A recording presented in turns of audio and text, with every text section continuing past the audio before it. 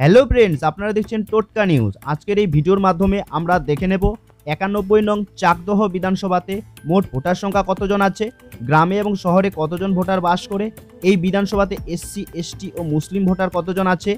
তাছাড়াও আমরা দেখে নেব এই বিধানসভাতে 2021 বিধানসভা ও 2024 লোকসভা ভোটে কেমন ফলাফল হয়েছিল। তাহলে আসুন এক এক করে সব দেখে নিই।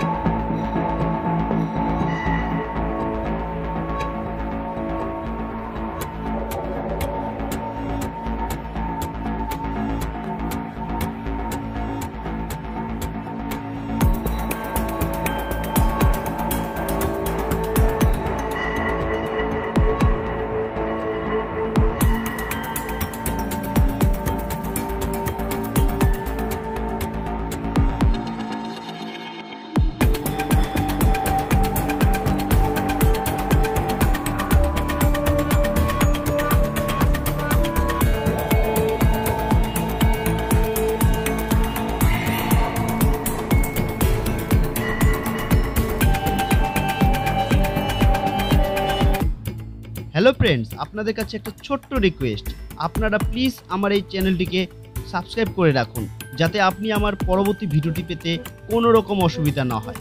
আর হ্যাঁ, আপনারা অবশ্যই জানান আপনি কোন বিধানসভার অন্তর্গত এবং কোন দলকে সাপোর্ট করেন, জানান আমার কমেন্ট বক্সে।